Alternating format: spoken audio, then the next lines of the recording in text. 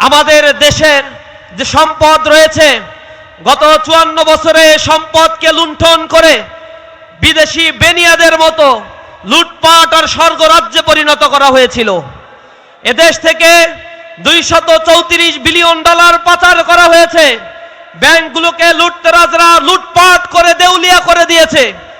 বাংলাদেশের ব্যাংকগুলো থেকে যারা লুটপাটের সাথে সহযোগী ছিল, ঋণ খেলাপি যারা ছিল, এমন 43 জনকে যারা 26,000 কোটি টাকা ব্যাংক থেকে ঋণ খেলাপি করেছে, এই ঋণ খেলাপিদেরকে মনোনয়ন দিয়ে আবার নব্য ফ্যাসিবাদের জন্ম দেওয়ার পায়তারা করছে।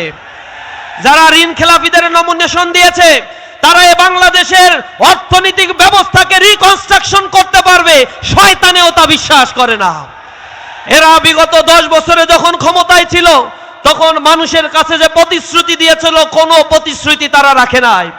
তারা বলেছিল কৃষকদের 5,000 টাকা সুদ মুক্ত ঋণ মওকুফ করে দেয়া হবে, তারা কথা রাখে নাই। তারা বলেছিল স্বাস্থ্য বীমা করে দেয়া হবে, কথা রাখে নাই। তারা বেকার ভাতার কথা বলেছিল, কথা রাখে নাই। তারা কৃষকদের ন্যায্য মূল্যে সার দেওয়ার কথা ছিল, কথা রাখে নাই। দুর্নীতিমুক্ত বাংলাদেশ গড়ার কথা বলেছিল, তারা কথা রাখে নাই। তারা ঘোষিত বেঈমান, তারা কথা দিয়ে যে কথা রাখে না, এ জাতি তার প্রমাণ পেয়েছে। সুতরাং আগামী 12ই ফেব্রুয়ারি বাংলাদেশে নতুন এক বাংলাদেশের সূচনা করার জন্য ইনসাফের প্রতীক দাঁড়িপাল্লায় ভোট দিয়ে ইনসাফ আর মানবিক বাংলাদেশ গড়ার জন্য আমরা ভূমিকা রাখবো ইনশাআল্লাহ।